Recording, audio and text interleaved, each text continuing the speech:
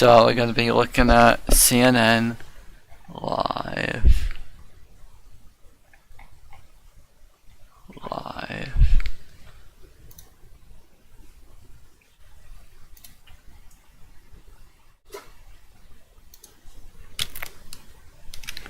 Um, 2024 election live.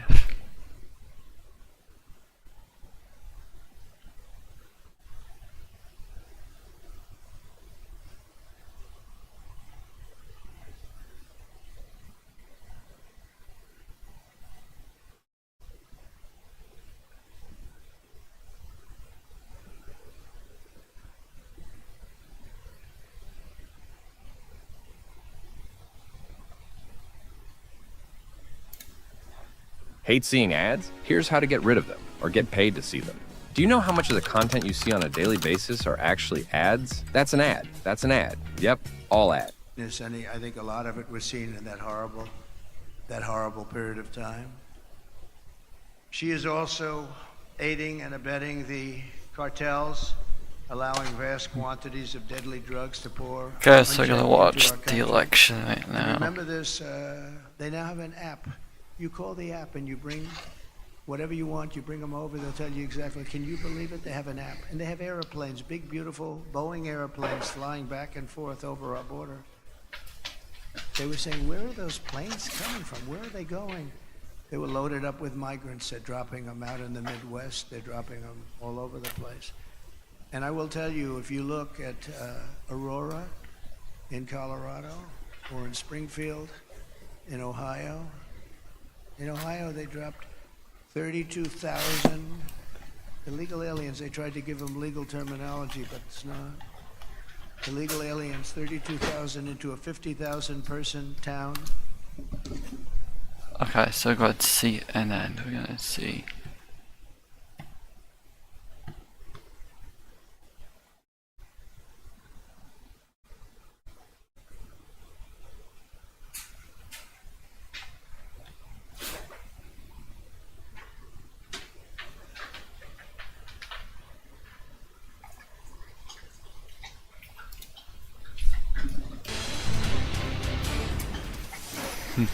It is now official. CNN projects that Donald Trump has been elected president, defeating Vice President Kamala Harris and making a political comeback unlike any in modern American politics. Now, we can make this projection now because CNN projects that Donald Trump has won Wisconsin. You can see right there, currently ahead by 30,000 votes with 99% of the vote in.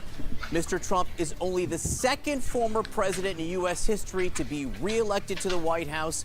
He will return to office after 2 impeachments in his first term, followed by unprecedented criminal indictments and felony convictions. Mr. Trump scoring a landmark victory as he now heads back to power, leading a politically divided nation. Again, CNN projects that Donald J. Trump is elected the 47th president of the United States. Let's go over. Actually, let's just take a quick look at the wall here. We can see with Wisconsin, Donald Trump now has 276. I actually don't think that's accurate. Votes. I think it's 226 for Harris and 277 for Trump. Votes in Wisconsin puts him So I don't think over that's very that threshold, accurate. and CNN now considers him the president-elect Again, of the United States of America. Let's go over to the magic wall. Phil Mattingly is there. Let's talk about Wisconsin because those votes from Milwaukee that we were promised came in. That's what made the difference.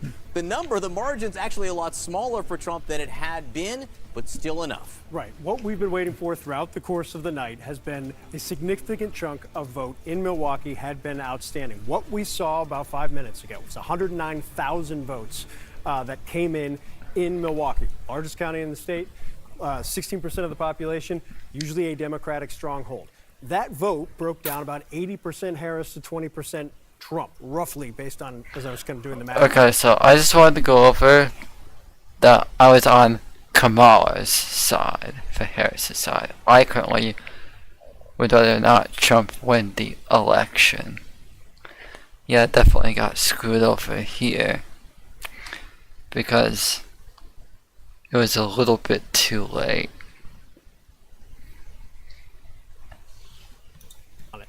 it changed the margin in Milwaukee by a fairly couple points amount. Not a dramatic amount, but a fairly couple points amount. There is still some vote outstanding, but obviously this was enough for our decision desk to make the calculation that Donald Trump's 30,000 plus vote lead right now was enough to call the state of Wisconsin, give Donald Trump, project Donald Trump to be the next president of the United States. I think what this doesn't change, despite the fact more than 100,000 votes came in a Democratic county, that vote split 80-20 for Harris, that margin, while it is significant, is still beneath what Joe Biden was doing in 2020. And so it's the similar story. It's not as dramatic as it had been in terms of Harris underperforming Biden in Milwaukee County, like we've seen in some other urban areas. Wayne County right now is still holding in that space. Philadelphia is still holding in that space as well.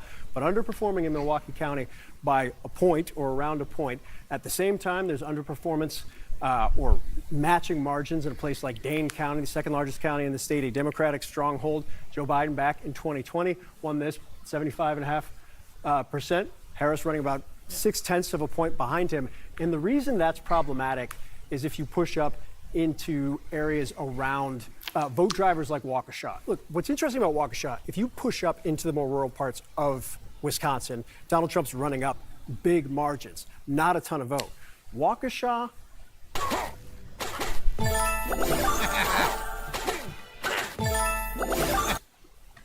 Washington, and Ozaukee, we call them the WOW counties. These are the pushing out in the exurban counties around Milwaukee, where there's been some view, and I think there's been some midterm years where Democrats have said Ozaukee in particular is that type of demographic makeup, that type of median income makeup that we can really make some inroads here. Donald Trump lost a little bit of ground here back in 2020. He won it by a little over 12 points, but holding more or less the margin, shedding a little bit here, actually doing better over here in Washington County. Waukesha, crucial Waukesha, as they like to say, third largest county in the state. So in these big vote drivers, the Democrats thought they could make inroads, pushing out of their urban and suburban areas into the exurban areas. They simply didn't. Normally when we just project the winner of the presidential race, it would be a huge historic moment. I will say that it's been so clear over the last few hours it was trending this way. It maybe doesn't land with the same boom that it would have otherwise, and that's because of what we're seeing in these other so-called blue wall states. Let's just check on Michigan, which we haven't called yet, where that's trending. So 95% in right now. Donald Trump with 116,503 vote lead. The question kind of always in these moments of time, race hasn't been called yet. You see a lead like that in Michigan, which is significantly larger than Donald Trump had when he first shattered the blue wall back in 2016. Where's the vote outstanding? What are people waiting for? What are the potential pathways? You're looking at the biggest blue bubble. That's where the most vote is outstanding in a Democrat-led district right now. This is Wayne County. It's the largest county in the state. 17+% of the population, voting population, lives right here, home of Detroit. There's still 19% outstanding. We saw how the vote batch that just came in Milwaukee County split so heavily towards Harris. What does that mean for Michigan? Is there a possible pathway here? Right here in Wayne, I think the big question right now is if you look at the margin in Wayne right now, 64.5% to 32.4, and you compare it back to 2020, underperforming by 4+ points. Yeah. And I think the question is this a composition or makeup of the vote up to this point, or is this kind of what we've seen in urban areas in Philadelphia, in Milwaukee, to some degree in Detroit, but also the added element here of the second largest city in this county is Dearborn. Dearborn is the largest Arab American community in Michigan that has been a concern for Democrats because of what's happening in Gaza throughout the course of the last year, whether or not that has an effect as well. So we're going to have to wait and see as that vote comes in. That's really what we're waiting on right now. The other place where if you're a Trump voter, you're looking at right now, this is the 2020 map, we'll flip back to 2024, 7% outstanding, and this is a place where not only is Donald Trump running up a margin in a Republican stronghold, he's blowing out his 2020 and 2016 margin. At this point, somewhat academic, at least in the race, the official race for the White House, because we now do project that Donald Trump has been elected President of the United States. Phil, thank you very much. We will continue to count the votes as they come in because they do tell an important story, and there are still super important races for the Senate and Congress, which we will get to in a minute. In the meantime, let's go over to Casey and her panel now that we have projected a winner, Casey, in the presidential race. We have indeed, John. The history this morning, 5:30 a.m. on Wednesday, that Donald Trump has won the presidency for a second time. This time after having served for 4 years, then disputing the 2020 election and then, of course, rallying a mob to the Capitol to try to interrupt the peaceful transfer of power there. Americans deciding to send him back to the White House for a second term. And Jeff Duncan, as we mark this moment, I do want to take a second to reflect on that reality, because there was a point in the wake of what happened on January 6th where the Republican Party had a choice about what to do. They could have decided to convict him in his impeachment trial, which would have prevented him from running again in the future. They didn't do that. Kevin McCarthy went down to Mar-a-Lago, posed with Donald Trump, and it was the beginning of what would become another run for him to the presidency. And of course, now we know how that has turned out. Considering what you lived through, what the country lived through, what do you think it says about us as a country that we're here? Well, I want to start by just a heartfelt congratulations to, or a sincere congratulations to Donald Trump. I've worked for 4 years to try to not elect him as a candidate for our party and also as president, but he's won the race and he's won it the hard way. I never would have thought we would have been here. I think tens of millions of Americans, including Republicans, never thought we would have been here. You just add up all of the baggage along the way on the time in office and the time out of office. It's uncomfortable for somebody like me who is a lifelong conservative to watch this happen, but it is what it is. I think the ball's in his court. What's he going to do with this? Is he going to wreck the car because he wants to and because he can? Is he going to sow chaos and confusion and build anger? Or is he going to actually take the time to try to fix stuff? And he's that one personality that can actually do this. Like if he just changed course and just tried to work across the aisle and put a Nikki Haley in his cabinet, showed a propensity to work with people that he doesn't agree with, it would send shockwaves through this country in a positive way. Well, considering he couldn't campaign in the final Right, days, I was going to say, what do we think that the doesn't likelihood seem is to that? be his mojo, right? That's not his deal, right? He doesn't kind of heal and bring people together and say, okay, now let's come together and move forward. And I think, Jeff, you said something earlier about solving problems. What concerns me is I don't think he cares about really solving problems except for the most expedient one of not going to jail, basically. I mean, when he was talking about tariffs, what have we heard?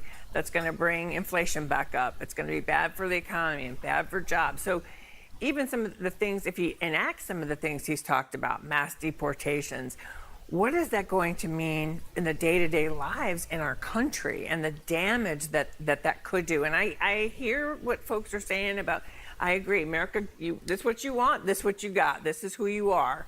And yet we will have to live with the consequences if he does plan to and actually move forward on enacting. We could have a national abortion ban. Women are going to have to deal with it.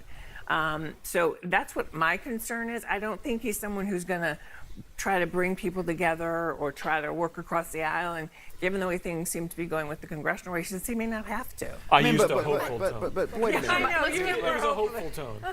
I know we always talk about these things of bringing people together, and I don't know if that's necessarily the aims of politics. You need dissension. You need two parties going back and forth. Did President Biden bring the country together after 3.5 years?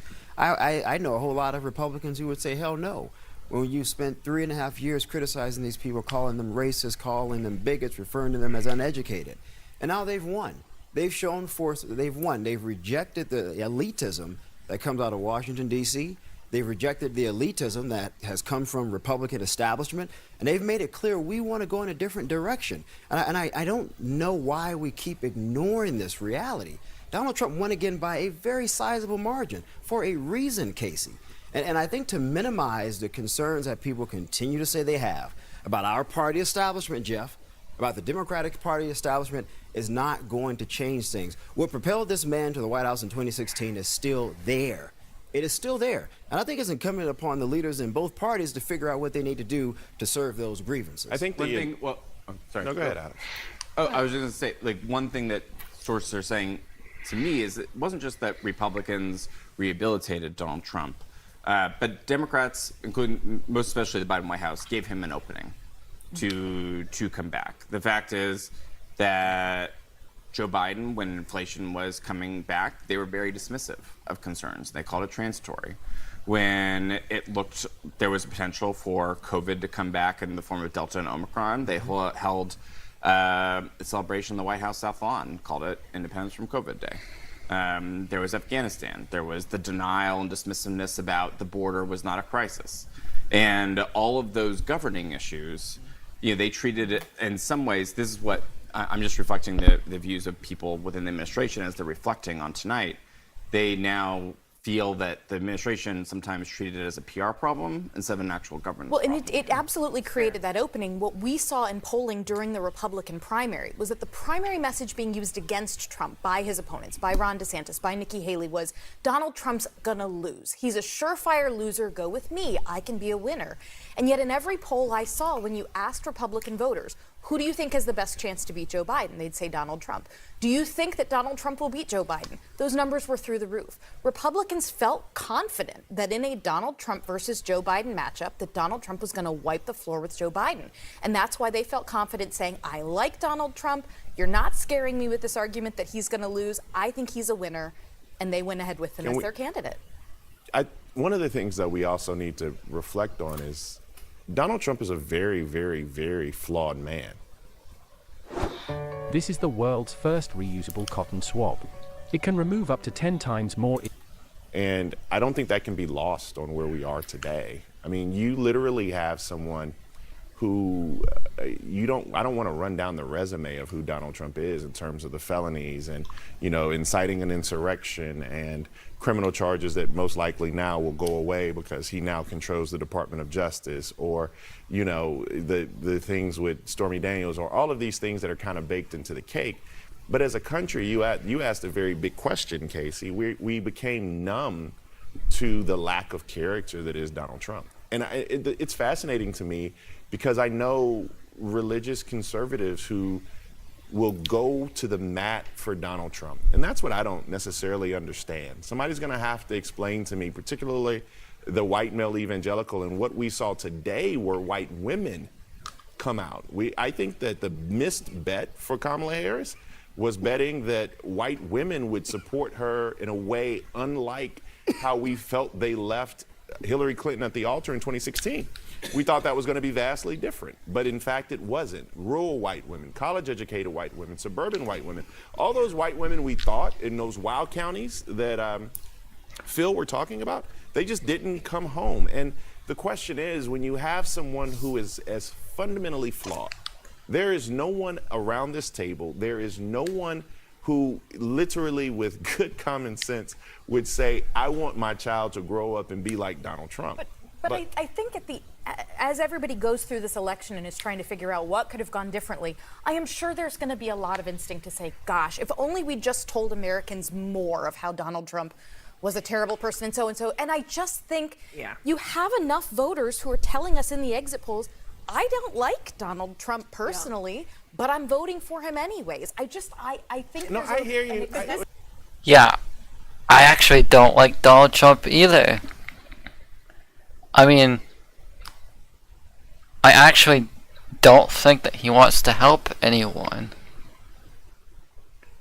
Like, we need to get him out of, we need to get him out of office, but either way, he won't have to run. You can't be president again, because you can only be president for 8 years, that's it. I'm looking at, I was just trying to answer Case. I hear you, for politically. Yeah. It's what you're saying is politically prudent. But you asked what questions do we learn as a country? And we literally have one of the most fundamentally flawed men that we've ever put in a position of power back there again. And all I have to do is point to the rhetoric, not from Democrats. I'm not making this up.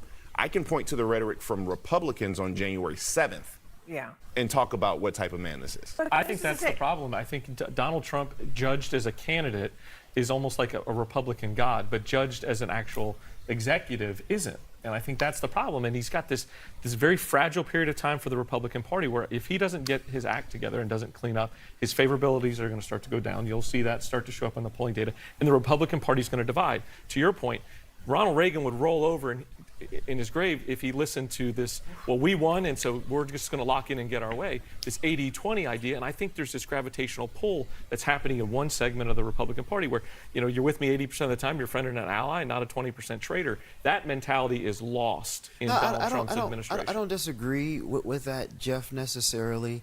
But I do think when you talk to a lot of rural Republican voters about the Republican Party, the whole Tea Party movement itself, they will say the establishment wing of the party, they have completely forgotten about us. We turn out and vote every single election. We empower these people, and they go to D.C. and they adopt policies and legislation and rhetoric that is completely irrelevant to mobilizing and uplifting us. And I hear that often. I spend a lot of time with Trump voters, and I talk to them about why they're so angry with our party. And they will go through a litany, going all the way back to Ronald Reagan, about all of the failures of the party writ large, and say, you know what, maybe I don't like Donald Trump. Maybe I don't like some of the rhetoric he uses. But you know what, sure, Michael, he's putting a spotlight on all of the failures from George W. Bush and the wars, and my son was killed, and the trillions of dollars we spent. Or I'll go back to the Gingrich era, and they said they were going to do this in terms of morality, and look what the hell happened. And folks are still angry about those things, Jeff. And I think the failure was on us as a party to not address those things. And we promised to address them, and we never got around. What we need to do is we need to have a better, because the DNC just don't work out. It's just not good for the election. It's just yeah. So let's go find the map.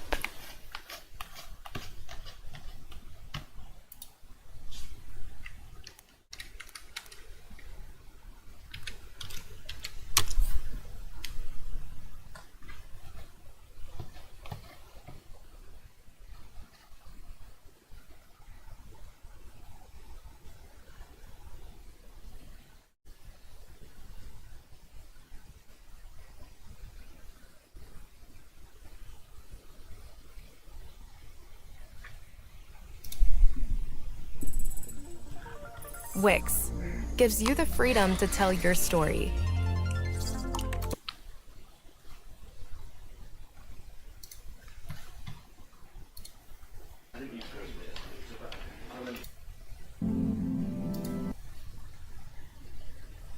Harris 224, 277 Trump.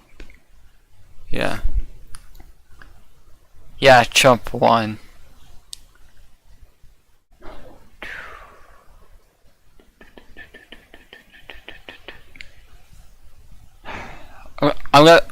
What I'm gonna do is I'm gonna make a separate channel for drama content, and I'm literally gonna cover this kind of stuff because I'm not gonna be doing this on my gaming channel.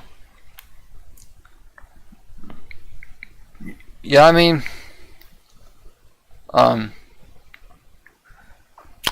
yeah. We just need to fight harder.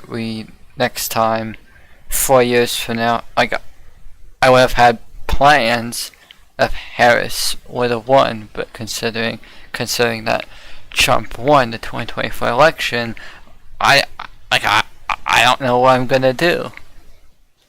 Anyways, hope you enjoyed. Peace, bye, and see ya later on for an Elden Ring stream, hopefully. Bye.